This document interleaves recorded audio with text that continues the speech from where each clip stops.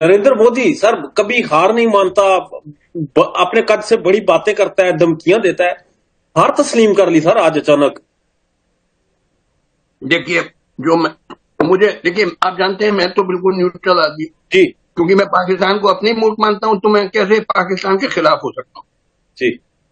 तो देखिए, हकीकत क्या है तो कि हम भाई, ये तो अब कंफर्म हो गया कि पहले दिन ही जिस दिन लड़ाई छिड़ी, जो हमने भेजे थे अपने हवाई जहाज, उसमें से कई गिरा दिए गए, जिसमें कम से कम एक रफाइल था और कुछ सुखोई और क्या मिग-29, क्या ये तो कंफर्म किया। इवन रफाइल कंपनी ने कंफर्म किया और न्यूयॉर्क टाइम्स वगैरह ने कि आपने कई हमारे हवाई जहाज गिरा दिए।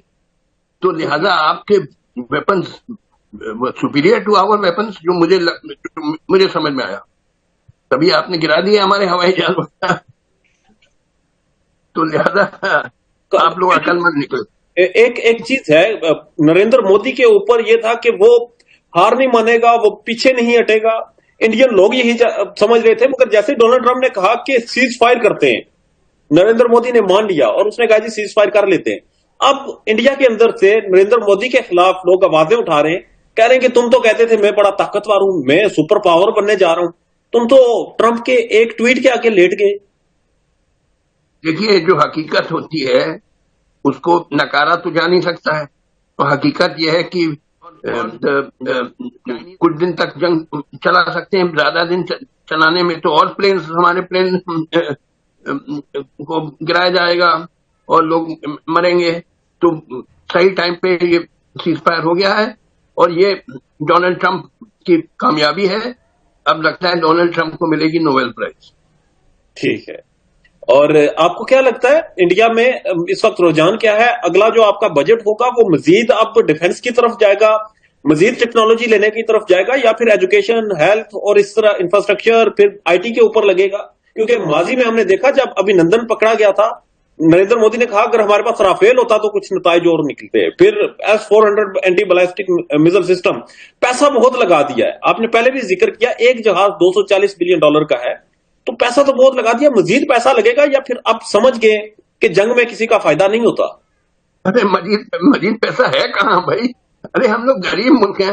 देखिए, एक चीज समझ लीजिए, और ये लड़ाई बड़ी महंगी चीज होती है। एक एक मिसाइल लाखों रुपए का आता है। कहाँ हम लोग पास पैसा नहीं है। हम लोग 10 दिन भी लड़ाई लड़ लें तो कचूमर निकल जाएगा इकोनॉमी का। तो ये सब कहने की बातें हैं। हकीकत देखिए क्या है, हम आपको बताएं कि आम हिंदुस्तानी बेचारा बड़ा गरीब है, गुर्बत से किसी तरीके से दो रोटी कमा रहा है। इतनी महंगाई है, यानी आटा दाल के दाम कहाँ कहाँ आसमान छू गए हैं, और बेरोजगारी इतनी बड़ी ज्यादा है, गुर्बत ज्यादा है। दोनों कहाँ लड़ने कौन लड़ना चाहता? पहले अपनी बीवी बच्चों को खाना खिलाओगे कि लड़ाई लड़ने जाओगे? मगर अब धीरे धीरे लोगों को समझ में आएगा।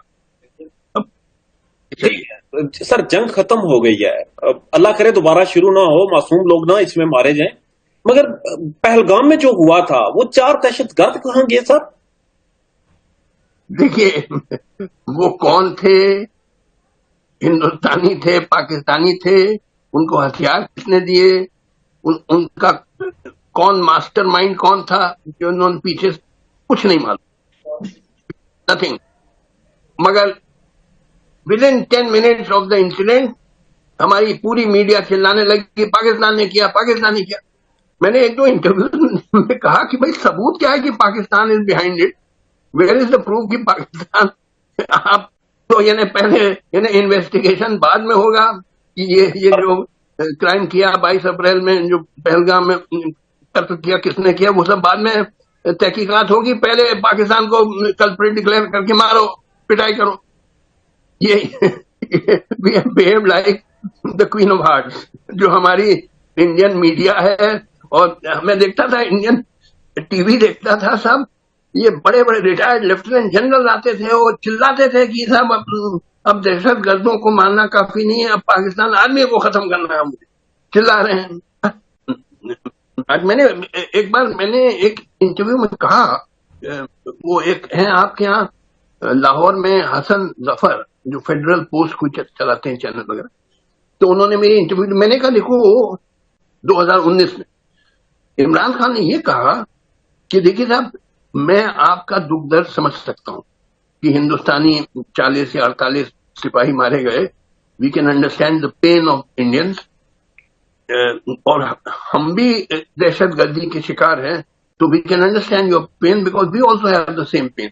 तो आप हिंदुस्तानी गवर्नमेंट जिस तरीके की तहकीकात कराना चाहें आप शुरू करिए, हम कोऑपरेट करेंगे।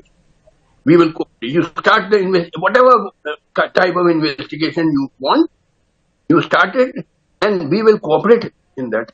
ये बहुत ही मेच्योर और स्टेट्समैन लाइक स्पीच थी इमरान खान की। मैंने बहुत इसको, मैंने पहले मैं थोड़ा सा तनकीद करता था इमरान खान की, मगर ये स्पीच से my opinion about him was totally change. और मैंने हामिद मीर को इंटरव्यू दी, आप देख लीजिएगा यूट्यूब पे, Hamid Mir interview with justice काजू, और मैंने कहा कि साहब बड़ी मेच्योर और सीजन्ड स्टेट्समैन लाइक स्पीच दी इमरान खान ने कि साहब जंग अच्छी चीज नहीं है, हमको साथ बैठ के इसको तहकीकात करना चाहिए, मालूम करना चाहिए कि इसकी हरकत है, और जो कल्प्रिट्स हैं, मुजरिम हैं, उनको सजा मिले। यही सही तरीका, नॉट की चोर। यहाँ तो अब क्या बताऊं, मैं तो I am a lonely voice here in India.